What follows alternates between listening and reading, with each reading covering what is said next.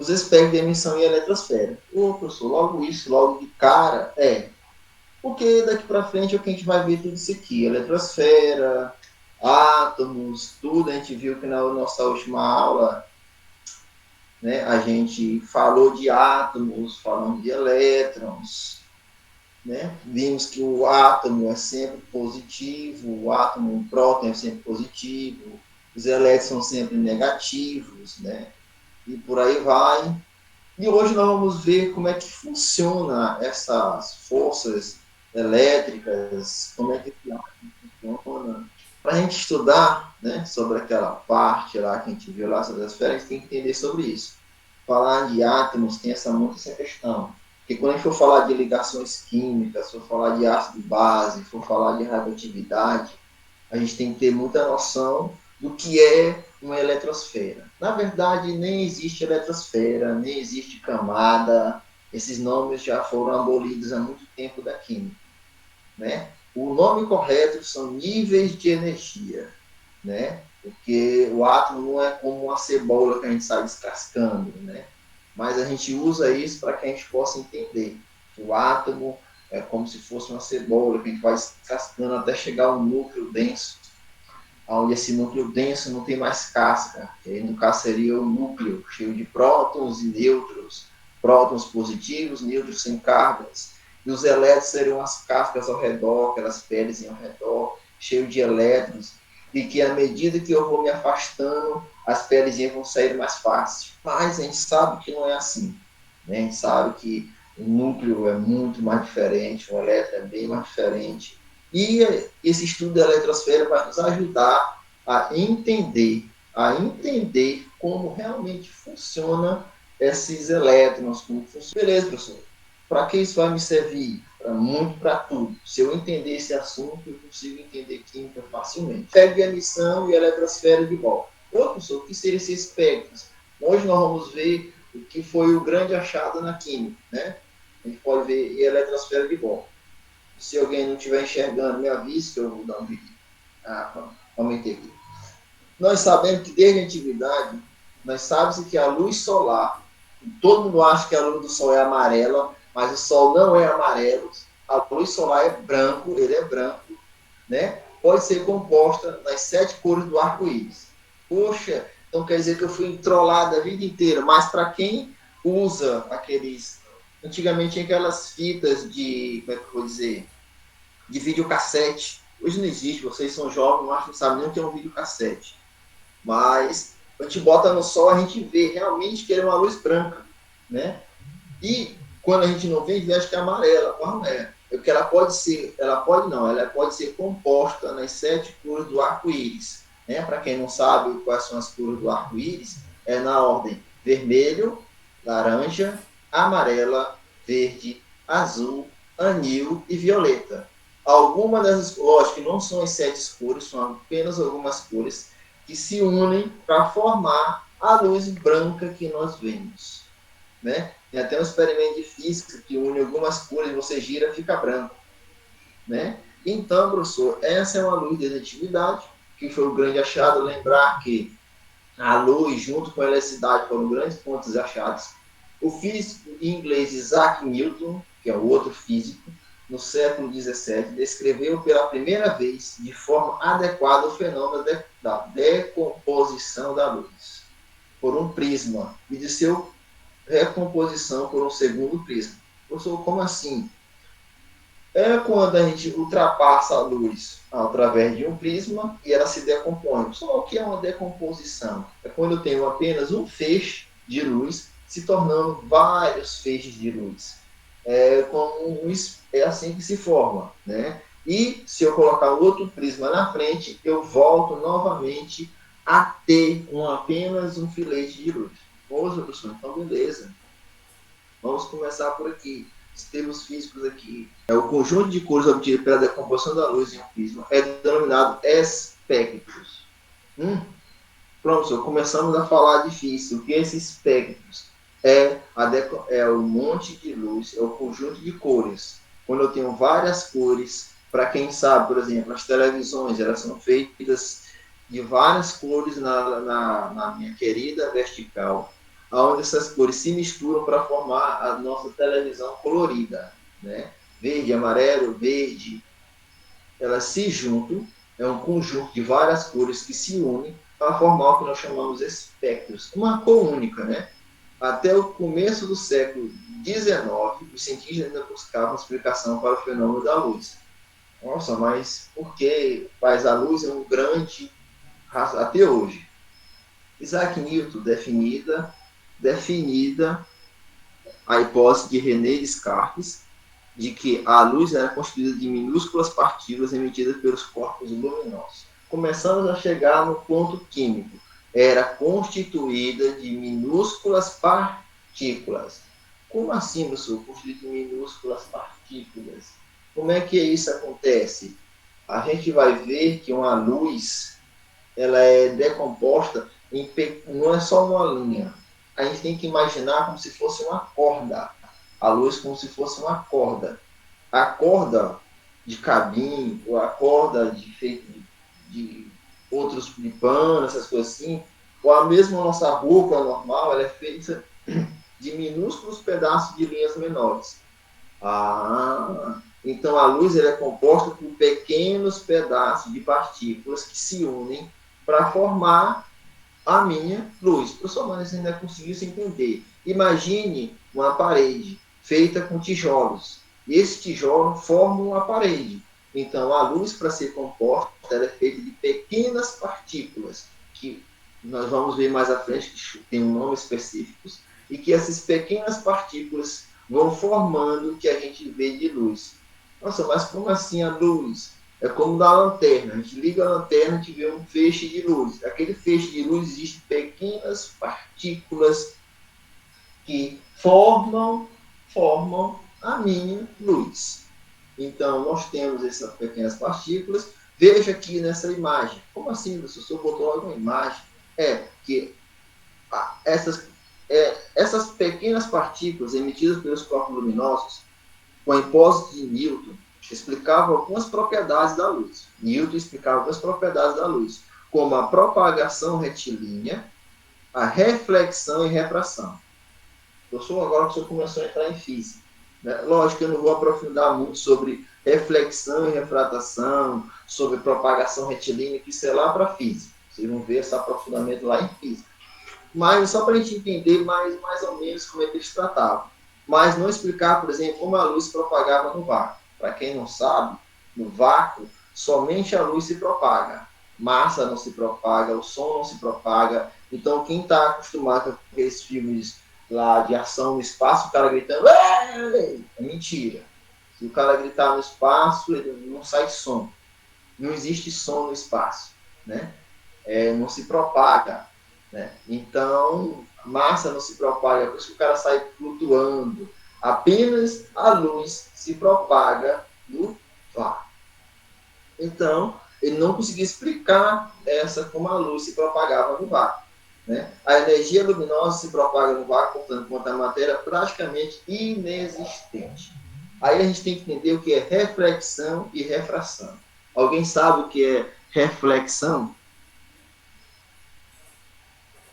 Agora eu vou começar a participar. Tem uma reflexão. Deixa eu ver se o áudio está funcionando.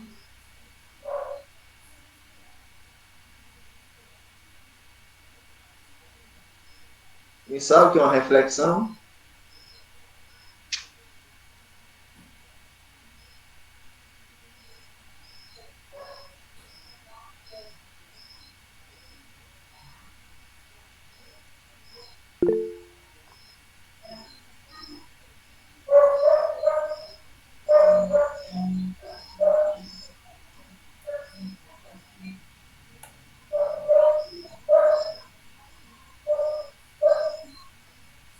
Deixa eu ver se meu áudio está ligado aqui.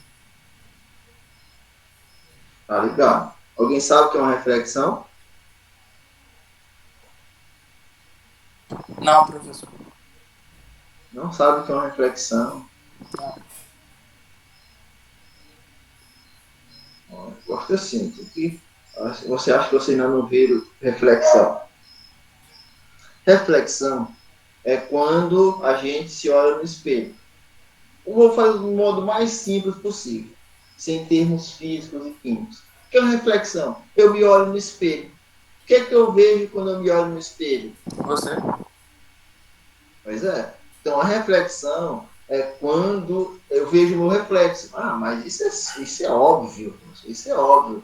Mas se eu fosse dizer o que é a reflexão, seria a onda, é quando a onda, a gente vai começar a falar de onda aqui assim. O que é onda, professor? As ondas luminosas que nós estamos falando, incide sobre a interface. Uma interface normal, que no caso é o ar. No caso, é nossos olhos. Ela incide sobre isso, sobre a luz. É por isso que no escuro ninguém se vê, não tem luz, então não tem como nossos olhos juntar-se várias cores que existem para a gente se ver. E quando a gente olha lá, que a luz incide nesse monte de ar que existe, que colide com esse monte de luz e de ondas, partículas, forma as cores que a gente vê. Lembrando que nosso olho, tudo que a gente vê está invertido, certo? Se você está olhando para esse celular, aqui na nossa frente está invertido e dentro do nosso olho ele se desinverte, tá atrás da nossa retina. Isso é uma reflexão. Eu estou vendo a ondas minúsculas que existem de luz, fazem esse monte de luz aqui que a gente vê, vermelho, laranja. E o espelho dá o reflexo. Lembrando que o espelho consegue refletir a luz. E nessa reflexão da luz do espelho, junto com a nossa visão, é que forma a nossa imagem. É por isso que cada um vê alguém diferente. Como assim, professor? Logo, que a gente no espelho, a gente se vê mais alto, mais gordo, mais fino. Para outra pessoa é diferente. Visão diferente. Sempre lembre disso. Reflexão é a onda incide sobre a interface que separa dois meios. No caso dessa imagem, é o ar existente aqui, que são as partículas de ar, de água, de oxigênio que existe aqui, e a água. E separa esses dois. É como se estivesse separando dois. E retorna ao meio inicial. Como assim? Ele separa os dois. Lembrar que a água não tem cor, ela é incolor. Como é que ela reflete? A onda incide sobre essa interface, ela separa os dois, fazendo assim um reflexo, e os nossos olhos captam as cores que existem no espaço, formando assim um aglomerado de luzes, né? Mas a gente não vai muito se perder sobre isso, não, mas só que a gente fala que reflexão é só o que a gente consegue rever. E no nosso caso, nós temos refração. Veja o seguinte, qual é a diferença entre esses dois, professor? Se eu disse que um reflete, a luz incide sobre ele, parte os meios, a gente vê tudo normalzinho, lógico que em tamanho e proporções ao nosso, lembrar que no reflexo a gente vê quase tudo semelhante a nós, só que de lado oposto, lembrando que do lado oposto a gente vê, nunca mais esqueçam disso, quando a gente for ver orgânica, a gente vai ver uma coisa chamada isomeria, e é nessa reflexão que a gente vai ver o lado oposto de uma isomeria. E nesse caso aqui é uma refração. O que é uma refração, professor? É a onda que atravessa. Veja só, nessa ela incide, quer dizer, ela colide com uma substância e retorna na forma de ondas luminosas. Nessa, ela atravessa o ambiente e que muda a sua direção. No reflexo, a onda colide e volta novamente na forma de imagem. Nessa, ela vem, atravessa e muda a sua direção. Melhor, a direção da propagação. Ah, professor, como assim? É como eu estou vendo, a gente, quando está não sei se vocês vão para Riacho, melhor, para a praia, né? Que hoje em dia tudo é praia, né? Ninguém banha mais em rio e riacho, hoje é praia. Praia, rio e riacho é coisa de pobre. Praia, né, mais chique. Você vai para a praia, você vê aqueles peixes nadando. Só que o peixe não está na beira da água, o peixe está mais no fundo. Se você tentar pegar, você vai ver, é isso, é a luz que vem, entra e muda de direção. Pelo sentido da mão, essa luz verde ela tem que vir nesse sentido, entrar aqui e vir nesse mesmo sentido da mão. Só que o que a gente vê? Ela vem e faz uma curvatura. No caso aqui, a gente vê aqui que ela se curva, ela faz uma diferenciada diferente dessa, que é um espelho. Ela incide e volta na mesma forma de luz. Essa não, essa entra e muda a sua direção, né? Então beleza, então a reflexão ela bate em certo local e volta na forma luminosa que eu consigo ver na forma de imagem. Na refração, que a gente vai ver, caiu até no Enem essa questão do ano passado, sobre reflexão e refração. Quem acertou? Acertou, cara, caiu, foi o mais fácil do mundo, falando sobre luz que atravessava certo ponto e atravessava, tá aqui uma refração. Refração é com a minha luminosidade muda a sua propagação, ela entra. Reflexo é quando eu baixo numa coisa e eu vejo. Beleza, a gente vai ver uma questão do Enem, ano passado caiu essa aqui ainda. O astrônomo e matemático holandês Christian Huygens, nome assim, argumentava que a luz era composta de ondas luminosas. Ó, lá vem o nome ondas de novo, que se deslocavam do mesmo modo que as ondas da água, ou que as ondas sonoras, com a diferença aqui, sendo ondas de energias radiantes, podiam ser transmitidas no vácuo, enquanto as demais ondas precisavam de um meio material para se propagar, como a água e o ar. Essa parte explica tudo o que eu falei. A luz não precisa de nenhum outro meio. Só mas qual é esse outro meio para que essas outras coisas se propaguem? Oxigênio, fontes de gases, tudo isso, a massa, o som, precisa de choques entre mas e o som. Para que a gente tenha esse grave, esse som, é necessário que as nossas cordas vocais se encham de oxigênio e que esse som que sai da nossa boca, ela se choque com o oxigênio restante. Isso faz com que tenha o som. E a massa? É necessário ter corpo, é necessário ter oxigênio para que eu tenha peso ou gravidade. A luz não precisa de nada disso. Ela não precisa de nada disso. Ela não precisa de oxigênio para se colidir entre um e outro para que tenha som, ou que precisa de massa para que eles sejam compostos. Então, somente isso. E aí nós temos aqui um exemplo de definição de física de onda. Agora nós possamos falar de onda. Uma onda fica caracterizada quando conhecemos seu comprimento de onda.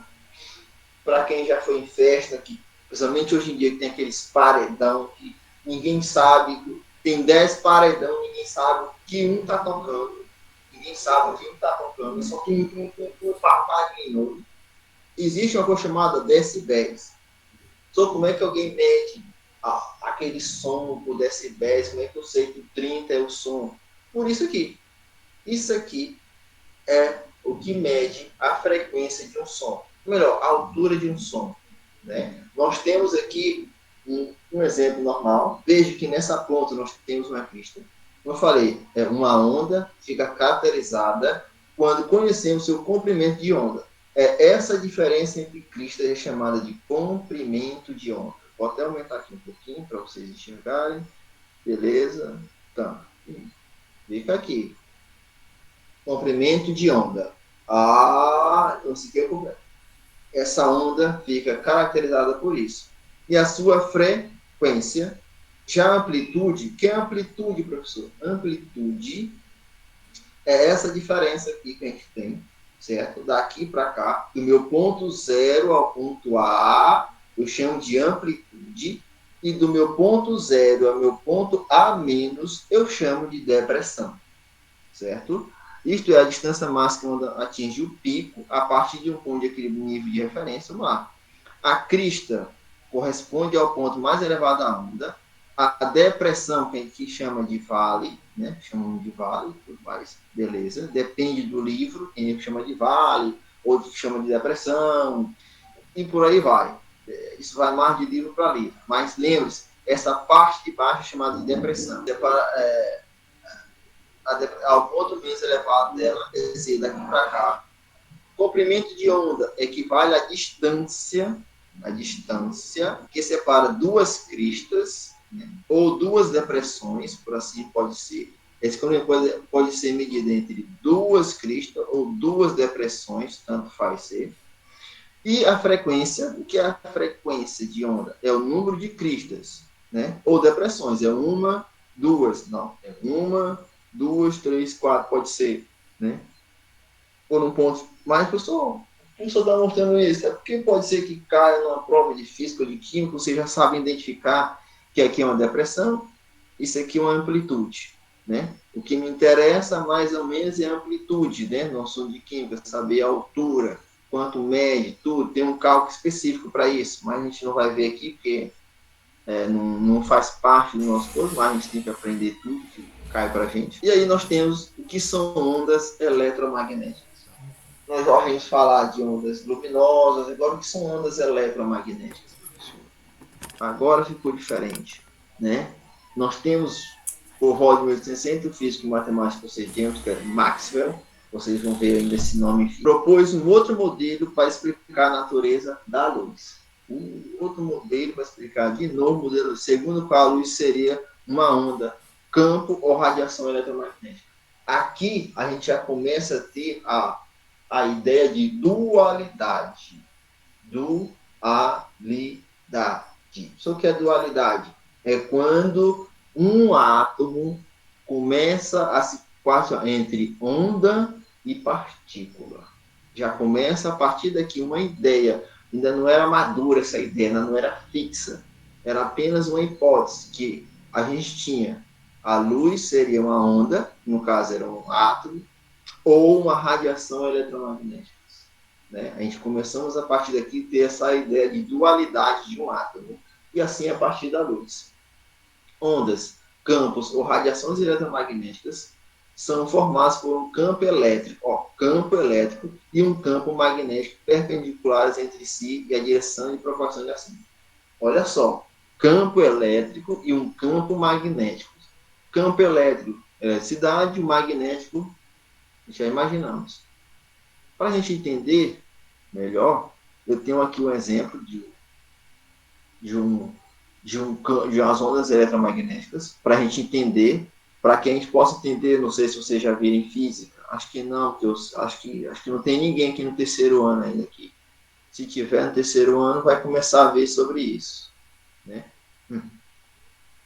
Por quê, professor? É onde a gente começa a estudar sobre eletricidade. É onde. Por que esse quadro é importante? A partir daqui a gente começou a entender uma coisa, que a gente pode ter um campo magnético ao gerar eletricidade. Como assim? Qualquer eletricidade pode ter um campo magnético, atrair coisas para si. A gente pode fazer o ímã a partir de uma coisa elétrica. Assim como a gente pode ter eletricidade a partir de um campo magnético. Então, campo magnético, eu não entendi nada de campo magnético. Campo magnético é um ímã. Eu posso gerar eletricidade a partir de fricção de um atrito, entre atrito de ímãs. Assim como eu posso gerar ímãs a partir de eletricidade. A gente vê que essa linha verde é chamada plano de vibração de ondas elétricas, é onde os elétrons começam a vibrar bastante, vibram, e essas vibrações que criam o que nós chamamos campo elétrico de onda magnética. É onde a gente tem a repulsão, a gente tem a repulsão e a atração. Né? É impossível eu criar um campo elétrico sem ter um campo magnético. E é impossível ter um campo magnético sem ter um campo elétrico. Né? Para que a gente possa entender. Eixo de proporção dos raios luminosos, a gente sempre vai criar essa parte. Onde é que eu vou ver isso aqui novamente, professor? A gente vai ver isso aqui lá em isomeria de novo. Então não se preocupem, esse assunto a gente vai rever novamente, mas só que agora em química orgânica. Acho que vamos chamar isso de racemificação. Nossa, professor, já começou. Pois é, para você ver por que eu estou dando esse assunto. Porque um puxa o outro. Nós temos a oscilação dos campos elétricos e magnéticos, para a gente entender. Então, isso é muito assunto, mas beleza. E nós temos a teoria de Max Planck, para a gente já começar logo a ir para o que nós temos que ver logo em química. os corpos aquecidos, né? Os corpos aquecidos emitem radiações não sob a forma de ondas, mas sob a forma de pequenos pacotes de energia denominados quantum, né? Ou seja, energia descontínua. Alguém sabe o que seria energia, que seria uma coisa descontínua? Alguém sabe o que é uma coisa descontínua? Algo descontínuo é algo que é incerto. Como assim, professor? A gente sabe que uma coisa contínua é algo rotineiro. Sempre vai acontecer. Por exemplo, o aniversário é uma coisa contínua. Sempre vai ter. Descontínua é quando não tem uma ordem, né? Não tem. Então, esses corpos aqui, mas como assim? Veja, corpos aquecidos emitem radiação. Como assim, professor? Corpos aquecidos? Todo mundo aqui já viu quando tem botando, né, comida, o ferro do fogão, aquele da grelha do fogão, da abolição, começa a aquecer até mudar de cor. Ela começa a aquecer. Acho que vocês já viram isso, não já? Ou vocês nunca viram? Alguém já viu isso acontecer? Quem já viu, vê que o ferro muda de cor, né? Se eu incidir energia nele, ele vai começar a ficar vermelho, né? Vai começar a ficar vermelho.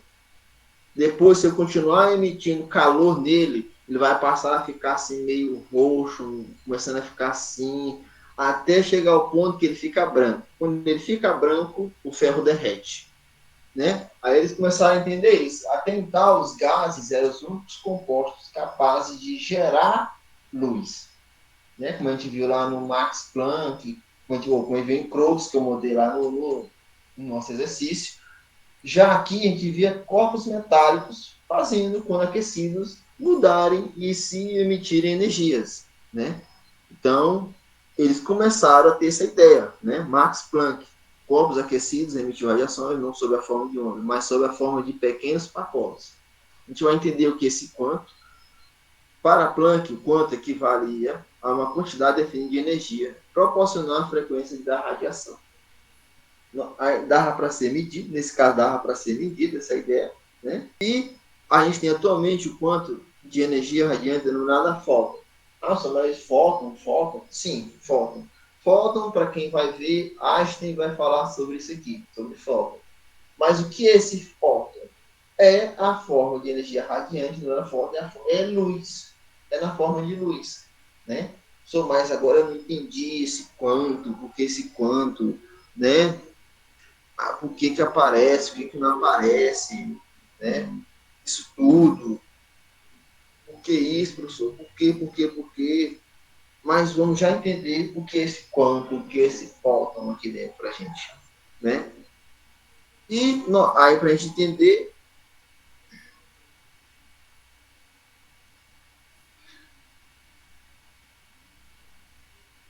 né? Aí nós vimos duas teorias, até agora nós vimos uma teoria, que uma das teorias que diz que a luz é composta de ondas eletromagnéticas, né? Que é a teoria ondulatória que a gente viu passada, e aqui diz que a luz é composta por minúsculas partes de energia, a teoria corpuscular. A gente viu duas. A gente viu a teoria eletromagnética e a de minúsculas partículas de energia. A gente viu. Emitidas pelo cosmos. Mas qual é a correta? Para que a gente possa ver, as duas estão erradas, mas ao mesmo tempo corretas. Né? Por quê, professor? Porque é quase que impossível a gente dizer que a teoria eletromagnética é 100% errada e a corpuscular, que é aquela que raios emite luminosos, partículas bonitas, também é errada. Porque até hoje o homem ainda não conseguiu ver um átomo, né? Ele vê moléculas. Então é um pouco complexo para ainda falar, mas a gente tem que entender que existe essa dualidade onda-partícula, certo? E a gente pode ver aqui assim, né? A natureza ondulatória da luz. Agora o senhor, né? Começou a mudar as coisas. Sim. Né? Por quê? A luz que enxergamos a partir do Sol ou de uma fonte artificial, como uma lâmpada incandescente, é um sistema de campos eletromagnéticos que transporta energia pelo, né, pelo espaço. Por isso também é conhecido como onda radiante. Né? Podemos enumerar diversos tipos de ondas eletromagnéticas, como raios gama, raio X, ultravioleta, espectro visível, infravermelho, ondas de rádio e etc. Né? Nós temos uma centena de ondas, uma centena de tipos de ondas eletromagnéticas. Né?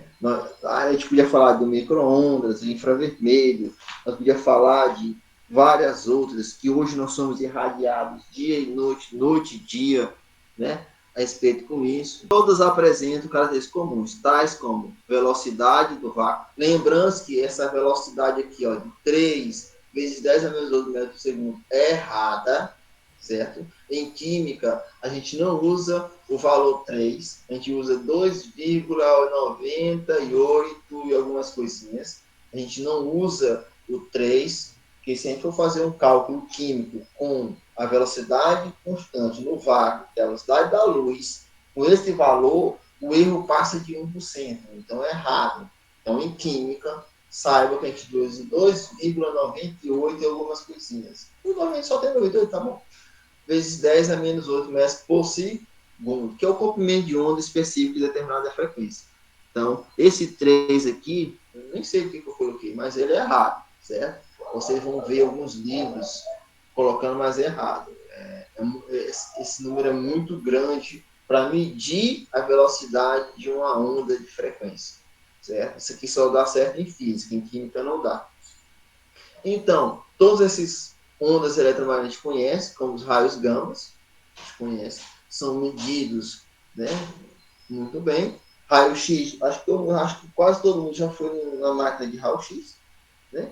Ultravioletas, que é o raio que a gente não vê, espectro visível, infravermelho, beleza. Eu acho que eu vou ver se eu botei aqui. Nós temos aqui o espectro eletromagnético, para a gente entender aqui bonitinho aqui. Espero que acho que dá para enxergar. Né? Nós temos aqui os comprimentos, espectro comprimento de onda. Nós temos o rádio, né? O rádio aqui é 10 elevado a 3, é gigante. Veja como é que é a forma dele. Os micro-ondas 10 a menos 2 já é o infravermelho. Nós temos o tamanho dos seus comprimentos, certo? A gente vai decaindo até chegar a 10 a menos 12, que é o raio gamas. Nós temos a frequência em hash 10 a 4, são escuros. Aqui no meio começamos a ter. Nossa, mas como assim? Essas ondas aqui que a gente está vendo são o que a gente pode chamar de infravermelho, né? Infravermelho. Lembrando que são frequências, né? Muito bacana. A gente vai utilizar. A gente vai usar isso aqui. Não esse modelo, mas eu quero que vocês vejam como é que funciona essas coisinhas. Porque a gente vê que quando estão no raio gama, as minhas frequências são bem unidas. À medida que vai aumentando a frequência, a distância entre as cristas vai aumentando. Né? E o que ele disse lá sobre essas coisinhas, sobre essa onda, né? Quanto maior for o comprimento de onda, menor será a sua frequência e vice-versa, né? Então, quanto maior for a distância, maior ou menor será a sua frequência. Então, vamos botar aqui. E esse Pilsen, o que significa essas cores? A gente vai ver mais à frente sobre os pontos de coloração. Vou ver aqui, ó, tem aqui no gráfico, vou até botar aqui no gráfico para a gente entender melhor. Aí nós vamos ter o espectro de emissão de linhas espectrais. Para a gente entender aquele gráfico, a gente vai falar disso aqui, os espectros de emissão das linhas espectrais. Começou a mudar isso tudo. O espectro de linhas ocorre quando a radiação proveniente de uma fonte, com muitos comprimentos de ondas diferentes, como a lâmpada, incandescente é separado em seus diferentes comprimentos de onda. Vamos lá. O espectro produzido constitui-se de uma faixa contínua, espectro contínuo. Lembra-se que lá atrás, lá no outro de Max Planck, a gente chamou que era um quanto, era descontínuo. Nesse caso aqui, o espectro produzido constitui uma faixa contínua, espectro contínuo de cores que vai do violeta ao vermelho. Senhor, como assim? Ao vermelho. Tá bem aqui. Do violeta ao vermelho. É essa frequência aqui. Então, meu espectro contínuo está entre isso aqui. Né? Sim. né? A gente agora tem esse espectro contínuo, né, aqui dentro, chamado aqui linhas condição-reação, né? O espectro produzido constitui de uma faixa contínua, que a gente viu lá no centro, entre o ultravioleta e o infravermelho, né? A radiação composta de um único comprimento de onda chamada monocromática. O que é esse monocromático? É quando a gente tem apenas um único comprimento de onda. E quem é que tem isso, professor? O hidrogênio. A gente vai já ver. Porém, nem todas as fontes de radiação produzem um espectro contínuo. Por quê, professor? É uma teoria. A gente tem que entender que caiu. Por que, professor, que caiu? Primeiro, é difícil ter um espectro contínuo, né? A gente conhece. Como ele é mono, dois que vocês ouvir esse nome, mono significa um, apenas um. E existe apenas um elemento que pode ser monocromático, que no caso é o hidrogênio, por possuir apenas um próton, um elétron. Então, ele é o único que pode ter a chamada monocromática. Quando a gente vai trabalhar com elétrons com 2, 3, 4 elétrons, esse espectro contínuo se torna mais difícil. Essa reação de comprimento de ondas chamada começa a ser difícil. Porém, nem todas as fontes de radiação produzem espectro contínuo. Gases diferentes, quando colocados em um tubo sob pressão e alta voltagem, emitem cor de luz diferente. Como assim? Se eu colocar hélio, né, dentro de um composto e argônio também, tudo misturado, e eu colocar energia aqui, eles vão ter brilhos diferentes. Um vai brilhar de uma cor, o outro vai brilhar de outra. Com isso, eu vou ter vários espectros aqui. Vários e vários e vários e vários e vários. Como diferente de ter apenas o hélio. Se eu tiver só o hélio, eu vou ter apenas uma cor. Mas se eu misturar aqui dentro gás diferente, quando colocar em um tubo sob pressão em alta voltagem, emite cor diferente. Lógico. É diferente de eu colocar o ferro dentro de um fogo. Ele vai ter apenas, mesmo que exista bilhões e bilhões de átomos de ferro ali dentro, desse composto de ferro, todos vão vibrar e brilhar na mesma frequência. Quando a luz proveniente de tais tubos passa através de um prisma, apenas linhas de pouco comprimento de onda podem ser usadas no espectro resultante. Então, como assim, professor? Agora, isso aqui é uma parte mais química. Como assim? Eu posso ter um composto, né, dentro de um infravermelho. Professor, como é que eu vou saber disso? Para quem pretende um dia trabalhar em laboratório, medicina, enfermagem, as coisas assim, engenharia, vão trabalhar com o chamado espectrofotômetro, né? Que lá dentro a gente pega um composto, bota dentro de um tubinho, bota dentro da máquina, lá dentro vai variar e ele vai mostrar todos os comprimentos de ondas que existem ali dentro, né? Que aí lá dentro tem um prisma, né? Apenas a gente nem todos os comprimentos vão ser visíveis. Por quê, professor? Porque na química, quando a gente bota assim, apenas os de maiores comprimentos de onda aparecem no computador. Por quê? Porque são os que têm mais frequência, são os que mais vibram, são as cores mais vivas. Os demais vibram menos porque tem menos quantidade. Então, a gente vai ver isso mais na frente também. Aqui nós temos o que eu falei. Um espectro com esse, contendo apenas radiação de ondas, é chamado de espectro de linhas. Como assim, pessoal? Agora volta lá naquela ideia que eu falei no final, no início, de uma corda. Uma corda ela não é formada apenas por uma só coisa. A corda é feita por pequenos pedaços de linhas, né? Menores pedaços de linhas formando assim uma corda. Assim como nossa roupa é feita por vários e vários e vários pedacinhos de tecidos formando assim uma roupa. Nós vemos aqui, por isso chama espectros de linhas. Nós vimos, acho que todos vocês já viram, o que é o modelo de Bohr para a camada K, L, M, N, O, P, Q. Nós sabemos, hoje, esse espectro de linha confirma que não é só aqueles níveis K, L, M, N, O, P, Q. Dentro do K existe como se fosse uma camada menor ainda, aquela camada K é formada por outra camada. Vamos chamar assim, né? Vamos supor que ali dentro da camada K existe um outro patamar, uma outra escada. E dentro da camada L existe mais dois saltos, existe mais duas linhas que formam o nível L, né? Ou o nível 1. E por aí vai. Nós vemos que aqui o hidrogênio ele é formado pelo espectro verde. Ah, mas tem um vermelho, professor. Tem dois. É sim, ele sempre vai mostrar um lado melhor. Ele vai ter que irradiar duas coisas. Ele tem prótons, ele tem elétrons, ele tem nêutrons. Então ele pode variar. E nós temos o hélio. Veja que o hélio tem mais espectros.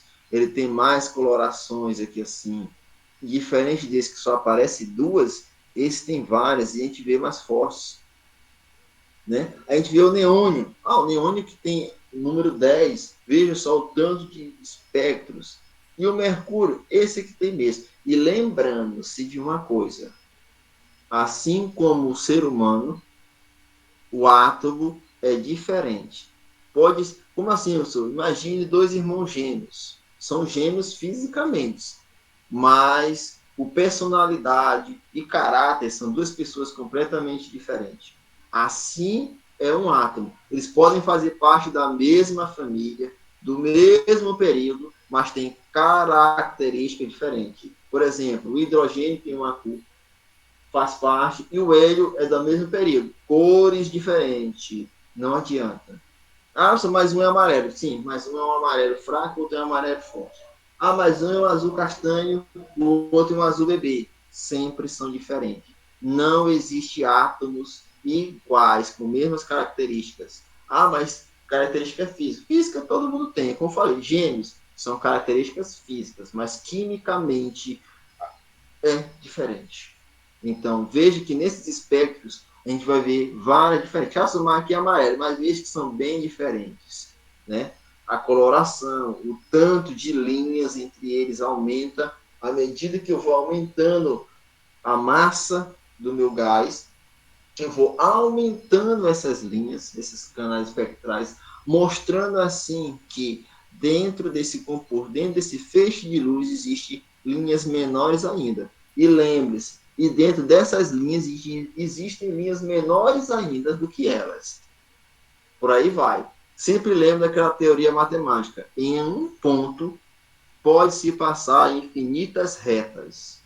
Em apenas um ponto, pode-se passar infinitas retas. Então, em uma linha aqui de um espectro, pode existir infinitas linhas dentro delas, formando assim uma outra linha. Aqui eu mostrei outra mais diferente, que aqui eu já botei a diferença. Então, mas por que qual é a diferença entre esse e aquele? É que essa aqui tem os números, são as frequências delas. Eu tenho um hélio, e vejo que cada um está em uma frequência. Vejo que as frequências quase nunca são iguais, lembrando que não tem meia frequência. Então é a mesma coisa que outra, só que repetir aqui com frequências diferentes.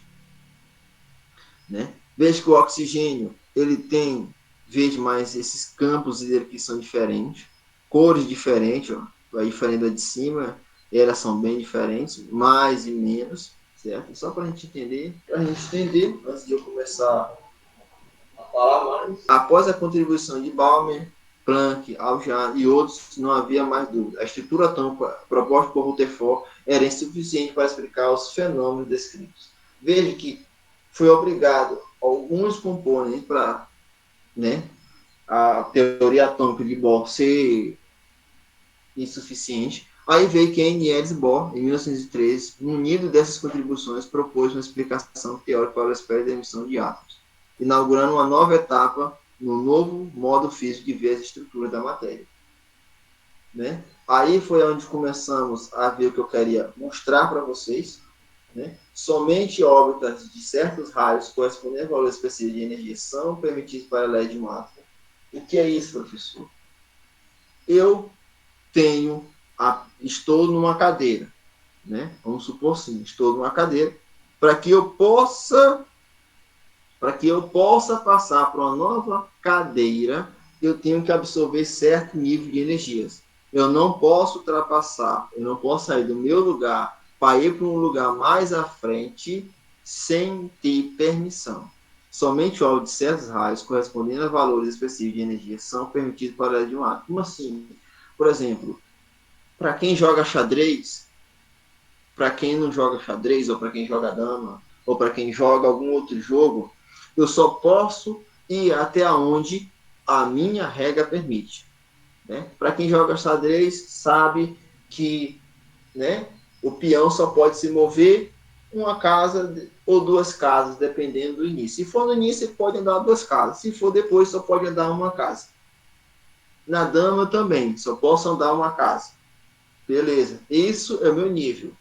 Para que eu possa ultrapassar duas, três casas, é necessário o seguinte, por exemplo, como é que eu vou definir isso? Professor, eu só posso, é como se eu dissesse para você, você está sentado na sua cadeira e você só pode ir até a terceira cadeira.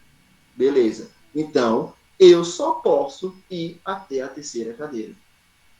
Mesmo assim, a mesma coisa é para um átomo. Se ele absorve energia, essa energia, para ele, é o suficiente para ele ir só até a terceira camada. Então, ele só pode ir à terceira camada. Você pode colocar mais energia suficiente, muito, encher de energia, mas ele só vai chegar à terceira, que é até onde ele pode ir. Quando ele chegar lá, ele tiver com energia suficiente, ele vai voltar. Um elétron em uma órbita permitida, estado de energia permitido, não irradiará energia e, portanto, não se moverá em forma espiral em direção ao núcleo. Um elétron em órbita permitida, estado de energia permitido, não irradiará energia. Como assim, professor? Energia. Quando eu estou pulando, saltando para frente, lembra que eu vou falar em saltar? Eu estou saltando para frente. Nessa salto, eu não vou emitir energia, né? Portanto, não se moverá em forma de espiral em direção ao núcleo. Como assim, professor? Vai explicar já. O elétron só emite ou absorve energia quando muda de uma órbita permitida, estado de energia permitido, para outra. Essa energia é medida em forma de fótons. Agora vamos explicar lá em cima. Para que uma direção ao núcleo é aquela ideia. Eu falei que o próton é positivo e o elétron é negativo. E nós sabemos que o positivo e o negativo se atraem. Né? Na teoria de Rutherford, isso era para acontecer. Né? Um átomo núcleo positivo, onde a sua massa é 1836 vezes maior que a de um elétron. Como eu falei, o núcleo é como se fosse uma bola de chumbo e os elétrons fosse uma bolinha de isopor carregada negativamente e uma bola pesada positivamente. É óbvio que o negativo ia ser atraído para o positivo, mas Bohr disse o contrário. Não, eles não são atraídos porque um elétron em uma órbita permitida não irradiará energia e, portanto, não se moverá em forma de espiral em direção ao núcleo. Beleza. Por quê? Vai estar em alta rotação, recebendo energia e indo assim. Aí chega a terceira. Essa terceira, para ele emitir forma de luz, ele tem que voltar para o seu estado estacionário. Né? Vou já explicar aqui melhor com um desenho, para entender que é isso aqui. Veja, o modelo de Bohr, né? Nós temos dois modelos de Rutherford aqui. Nós temos o modelo de Rutherford, aonde eu tenho aqui assim, né? Veja que nesse modelo de Rutherford, os átomos iam rodando até chegar ao núcleo. No modelo de Bohr, eles vão recebendo energia, vão voltando ao seu estado estacionário e voltando na forma de fótons. Girando e girando a alta velocidade. Aqui é a melhor especificação. Veja que nós temos o nível 1, 2 e 3. Aumento de energia dos orbitais. Lembrando que, à medida que eu vou me afastando do núcleo, a energia vai aumentando. Né? Um fóton é emitido com energia de EHV. Lembrando que ele estava no nível 1, saltou para o nível 2. Chegou aqui, ele se irradiou de energia. Ele deu essa volta inteira aqui. Girou. Chegou na energia, ele volta para o seu estado inicial na forma de fóton, brilhando. Chegou aqui, volta de novo. Chegou aqui, ele fica nesse processo. Lembrar que não é um processo eterno. Uma hora isso acaba acabando, certo? Então ele acaba, Não, ele não acaba. Só que a energia suficiente termina. É como uma lâmpada. Chega um certo tempo que ela queima, mas aqui ela não queima. Quimicamente, por exemplo, visualmente, forma macro, forma visual, ela queimou. Mas forma quimicamente, que é a forma que a gente não vê, que é a forma da LSD lá dentro, continua ainda. Só que ela vai chegar a um estágio que não vai mais emitir fótons à luz visível. Lembre-se, a luz ela não queimou, ela queimou fisicamente. Mas essa subida e descida, esse salto para frente, esse retorno para trás aqui, é eterno. Né? Só que a luz que ele vai emitir aqui, depois de um certo tempo, não é mais no nosso campo visível. Então, eu sou mais um termo assim, o que são esses N's, o que são esses N2, né? O que é esse fóton. Beleza.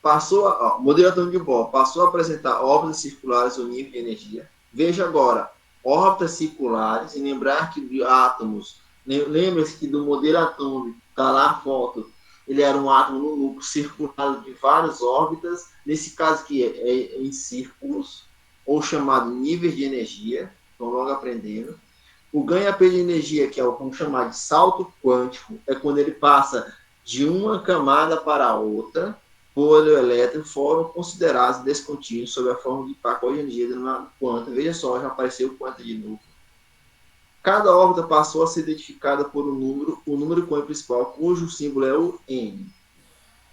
Chegamos aonde eu queria. O que é esse N, professor? Alguém sabe em quantos períodos é dividida a tabela periódica? Quantos períodos é dividida a tabela periódica? Alguém sabe? Quantos é dividida a tabela periódica? O período. Nós temos o ponto negativo no modelo de Bohr. Só explica a forma satisfatória do átomo de hidrogênio. Né? Como eu falei, ele é monorradiação lá no coisa que a gente falou. Não sei, então é por isso que ele é chamado de monocromática, sim, que o modelo dele só explica o átomo de hidrogênio.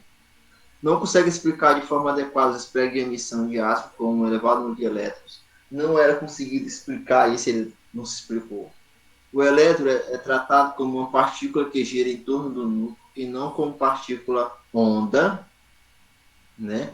Veja só, para ele era só um elétron, era só uma partícula, não onda, exibindo propriedade de ondas eletromagnéticas. Esses são os pontos negativos dele. Óbvio que a partir daqui começou a mudar muita coisa. Né? Nós vamos ver isso aqui agora. Nós temos aqui a referência. Nosso ponto aqui assim. Deixa eu ver agora aqui assim. Entender. Eu acho que, não sei, alguém tem alguma consideração, alguma coisa a perguntar? Quando a gente começar a outra parte. Mas é meio complicado entender um assunto sem questionamentos. Vou perguntar.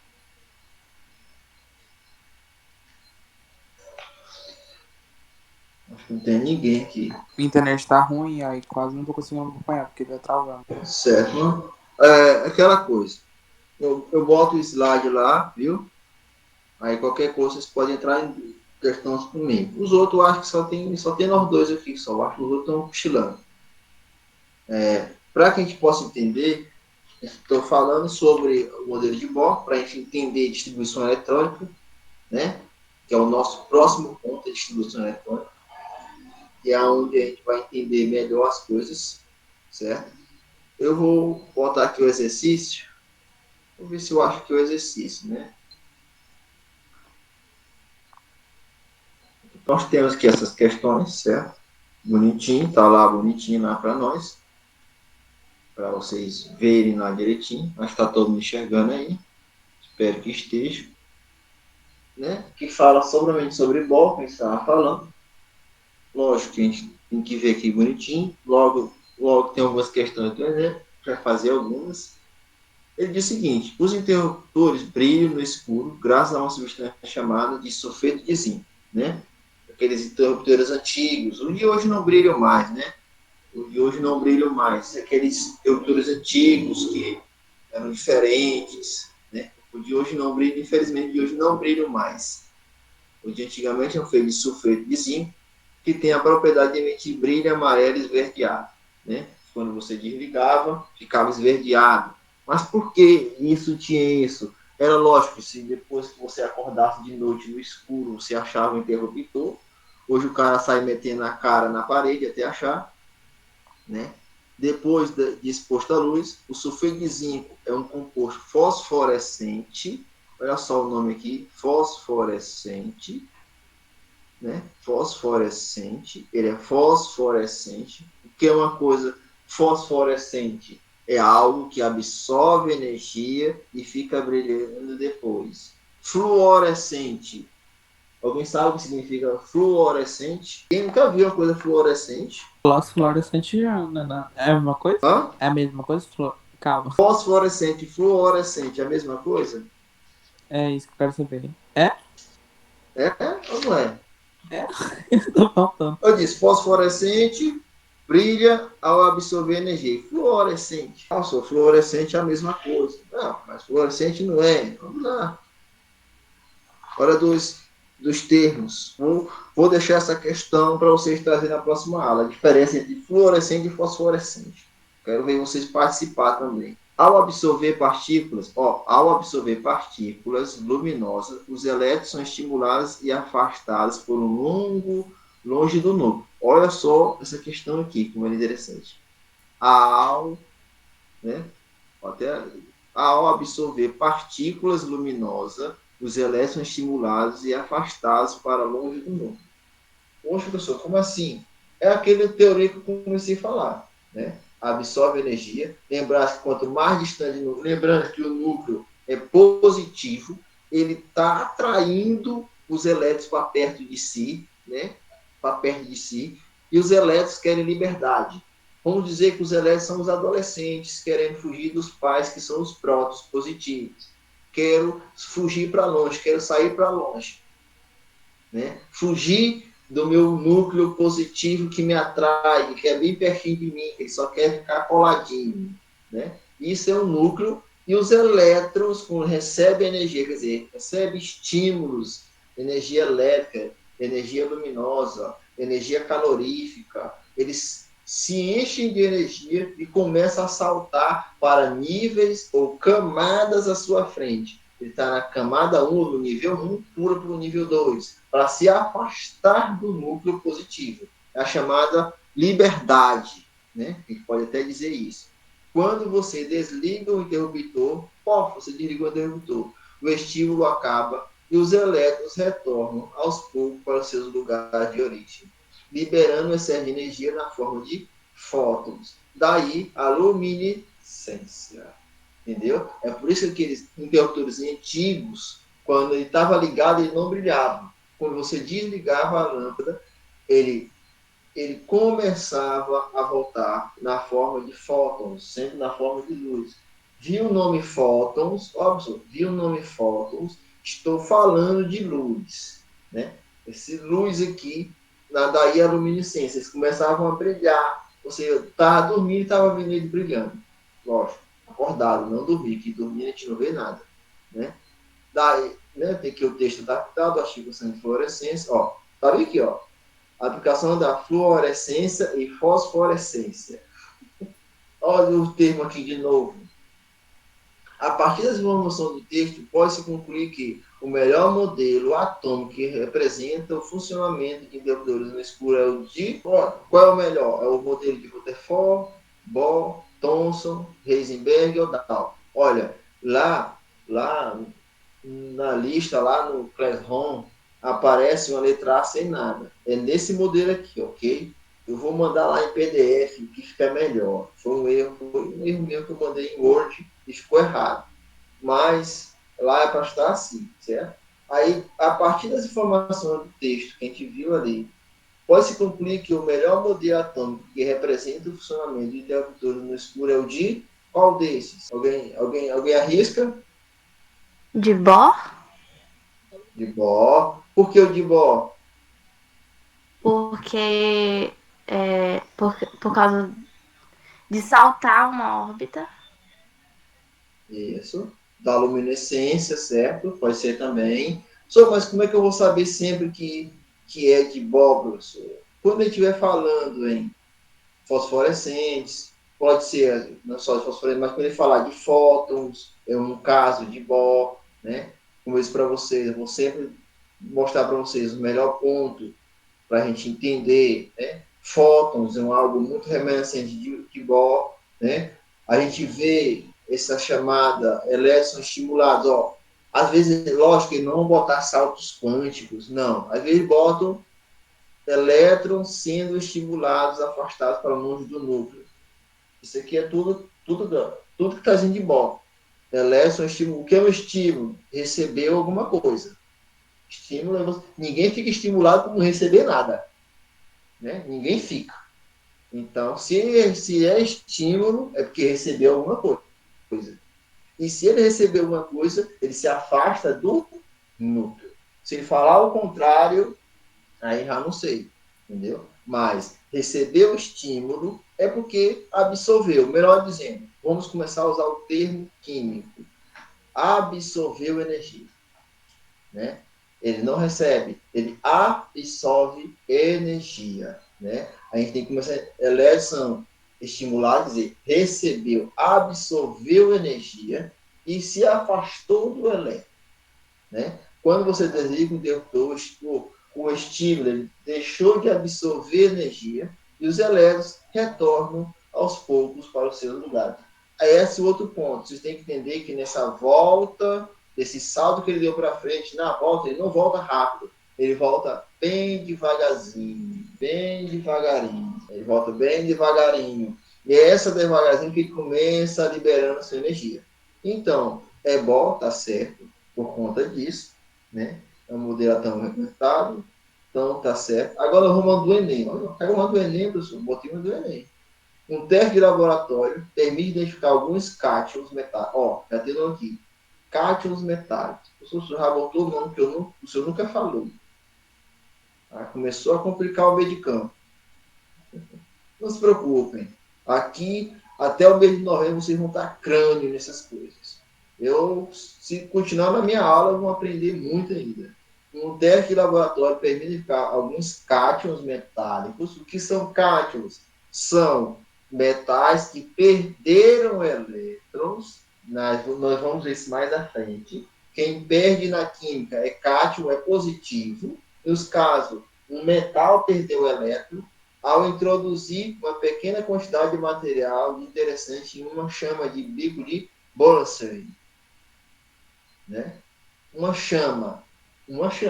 Então, a gente teve um metal introduzido numa chama que fez com que ele perdeu o elétron para em seguida absorver a cor da luz emitida. Ó, observar a cor da luz emitida.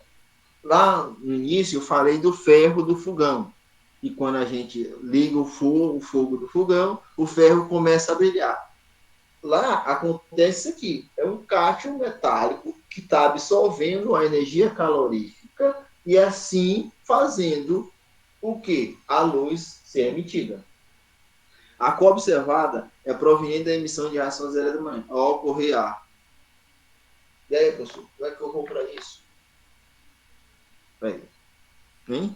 A cor observada é proveniente da emissão de reação eletromagnética ao ocorrer a mudança de fase sólida para a fase líquida do elemento metálico, combustão dos cátions metálicos provocada pelas moléculas de oxigênio da atmosfera, diminuição da energia cinética dos elétrons em uma mesma órbita da eletrosfera atômica, transição eletrônica de um nível mais externo para outro mais interno na eletrosfera atômica, promoção dos elétrons que se encontram no estado fundamental de energia para nível mais energético. Qual alternativa vocês marcariam certo nessa do Enem? É a questão do Enem. Qual seria a questão? Caiu na prova do Enem. A cor observada por da emissão de radiação eletromagnética ocorre a um cátion metálico chamado bico de Boltzmann. Vamos lá. A mudança de fase sólida para a fase líquida do elemento metálico, qual seria que vocês marcariam? A, B, C, D ou E? Dê um chute aí, podem falar. Eu marcaria a letra D. Aí você vai perguntar por quê? Eu falei, não sei, tipo, só chutei. Não, pode ser, pode só chutar, não tem problema não. Errou. C. Letra C. B, pode chutar, não tem problema não. Pode, aqui nós estamos para isso mesmo. Vamos lá. B, C, D, vamos lá. Para quem respondeu, tal. Pessoal, vamos lá.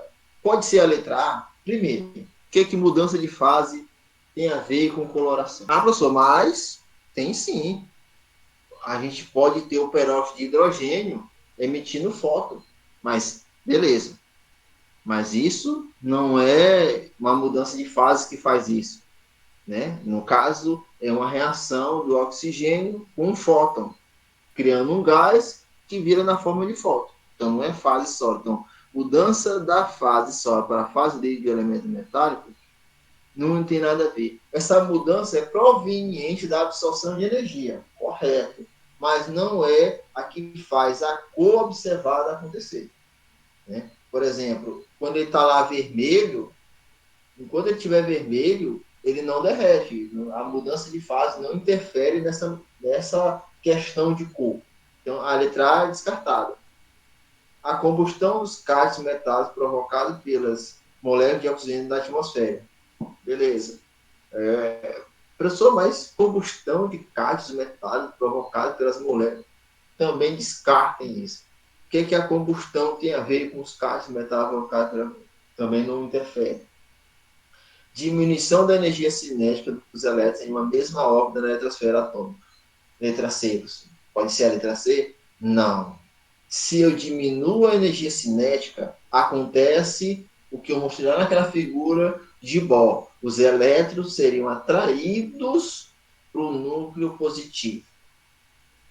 Se eu diminuo a energia cinética dos elétrons de uma mesma órbita na eletrosfera atômica, os elétrons seriam atraídos para o núcleo. Então, não pode ser a letra C. D. Transição eletrônica de um nível mais externo. Transição. O que é transição? Eu passando de uma molécula para outra, pode ser chamada assim, de um nível mais externo para outro mais interno na eletrosfera atômica. Só pode ser esse?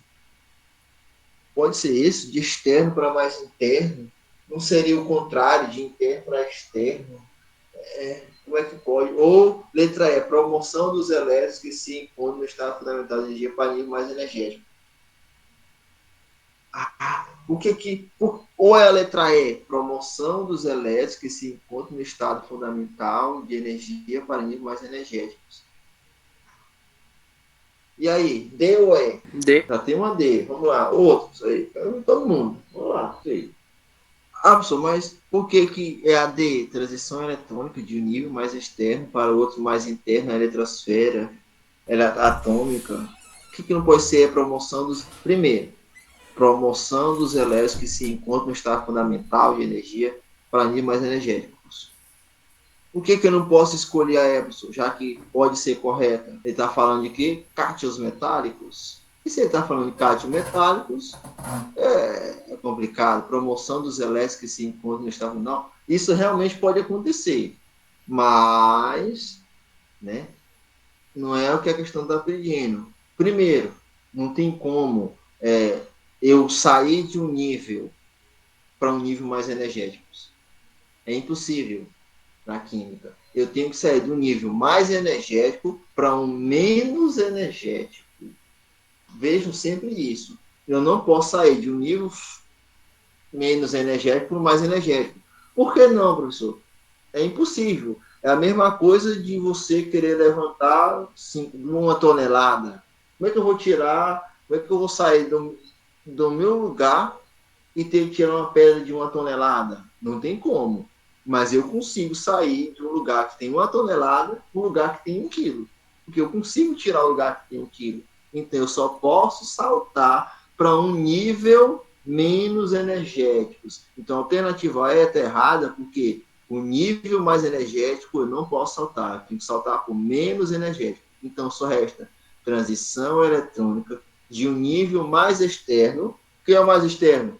Mais para dentro, para outro mais interno na eletrosfera. Quer dizer, um nível mais energético para outro nível menos energético. Então, a alternativa B é a correta simplesmente pelo fato de eu estar trabalhando com energias.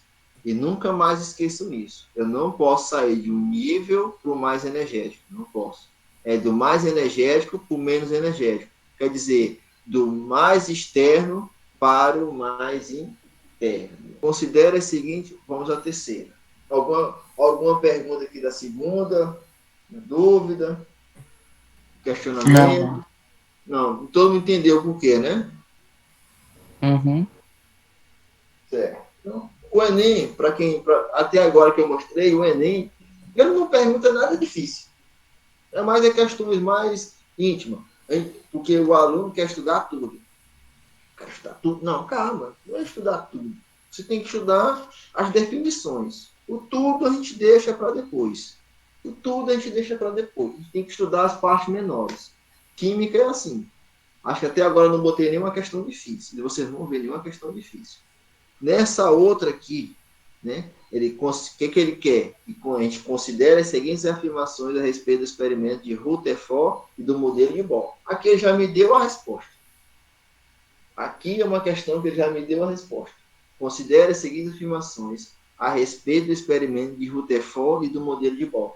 Lembrem-se que Bohr era aluno de Rutherford, assim como Rutherford foi aluno de Thomson, certo? Então, é uma sequência.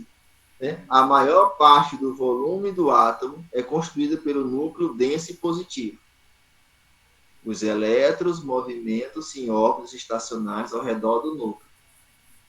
O elétron, ao pular de uma órbita mais externa para uma mais interna, emite uma quantidade de energia bem definida. Quais estão corretas? Quais delas estão corretas? Apenas 1, apenas 2 a 3, 2 e 3, 1, 2 e 3.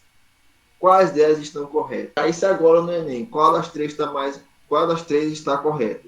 A maior parte do volume do átomo é constituída pelo núcleo denso e positivo. Os elétrons movimentam-se em órbitas estacionárias ao redor do núcleo. O elétron, ao pular de uma órbita mais externa para uma mais interna, emite uma quantidade de energia bem definida.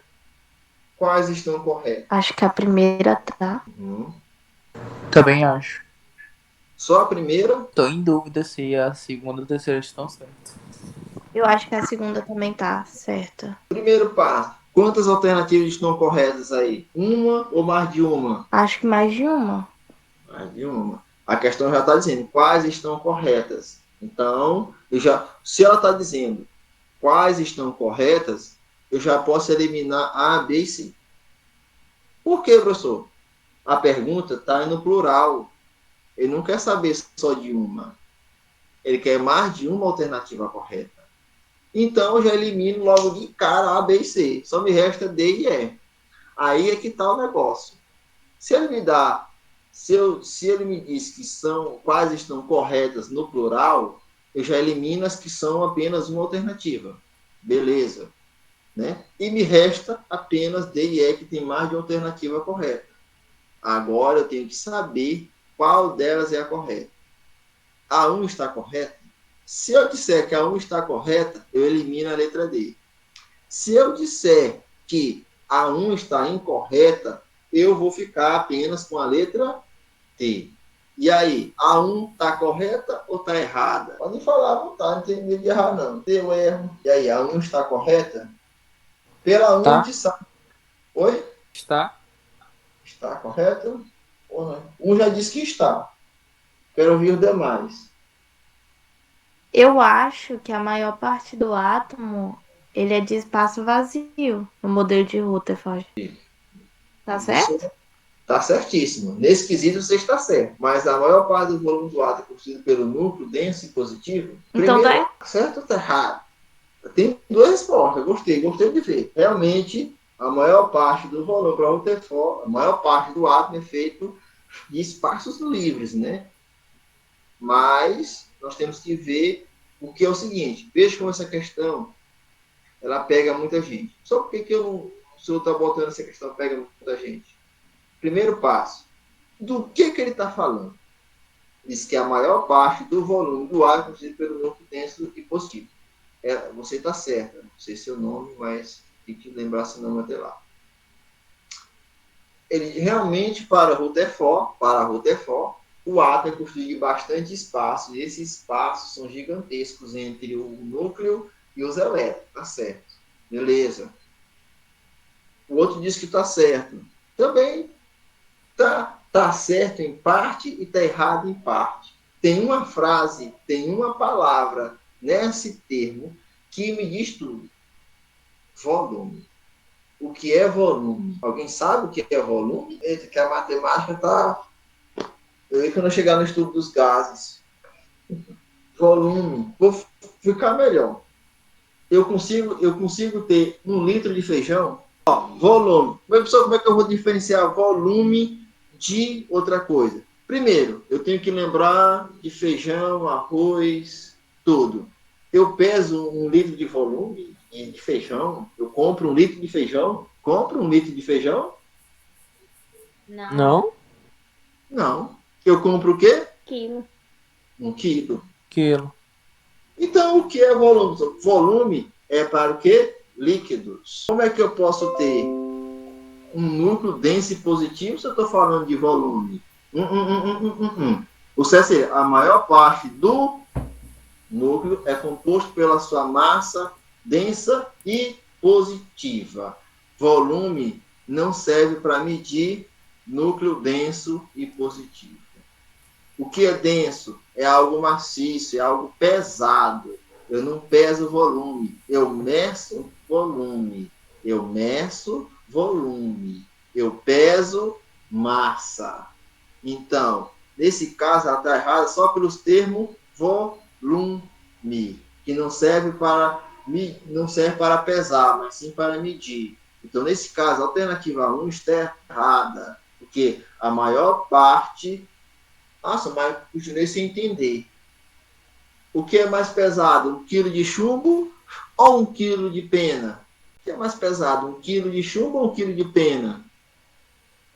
Chumbo. Alguém mais?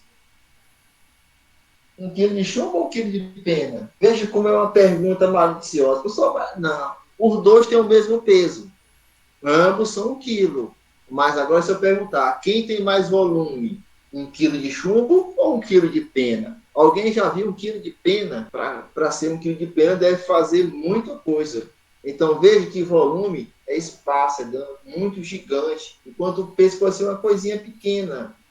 Então, esse termo volume aqui é que faz a questão ser errada. Todos que vocês ouvirem volume, vocês têm que lembrar do que nós chamamos de espaço. Massa é peso. Então, está errado, pessoal. Então, é a alternativa D. Por que é a alternativa D? Porque os elétrons movimentam-se em órbitas estacionárias ao redor do núcleo, certo? Os elétrons, ao pular de uma órbita, certo? É o que eu acabei de explicar na questão anterior, mas pela simples fato de ter o nome volume, na questão 1, ela está errada. Mas não se preocupe que a gente vai voltar de novo essa questão volume, essa questão peso. Mas sempre lembra, ouvir o volume falando de coisa densa é errado, certo? Denso é peso. Você tinha visto, a medida do volume, a distância entre o núcleo e o elétron é gigante, como ela falou, aí sim era volume. Mas ele não falou de medida, não falou de nada, então tá errado. Não sei nem que hora termina essa aula, já termina essa aula mesmo. 10 minutos. 10h30, é? Não, tô dá tempo de fazer mais um. Pra mim dizer aqui, as substâncias que... Né? É 10h30. Não, tu entendeu. Vixe? Pois pronto, pois vamos, as outras questões, qualquer dúvidas, né? Deixa eu só alternar aqui, Maria. É que eu falo demais, gente, assim mesmo. Falo demais. Ninguém me contar, eu vou na frente, até o outro aí. Então, acho que terminou. Então, se terminamos, mas algo que tem mais questões, lógico que durante a semana vocês podem mandar mensagem. Tem umas pessoas que me mandam mensagem lá no Classroom. Pode ser por lá também, se você quiser pode mandar pelo WhatsApp também, né? Tudo, pode mandar mensagem à vontade, que eu respondo. Pode ser que eu demore? Pode ser, né? Como eu falei, corrido. Tiro dúvidas, sempre, né? A quesito dessas questões marcadas, eu vou botar lá já em PDF para vocês ficar melhor. Treinem. Na próxima aula, vai ser física ou química, né? Mas treine bastante, gente. Vamos tirar dúvida. Quero ver vocês lá na UEMA. Quero chegar na UEMA e ver vocês lá. Ou então na Federal do Piauí, quando vocês quiserem ir, tá? Então, boa noite a todos. Vai já chover, né? Já tá chovendo. Ixi, aqui ainda não começou ainda não, graças a Deus. Mas boa noite para todo mundo. Boa Uma boa noite. noite. Boa noite.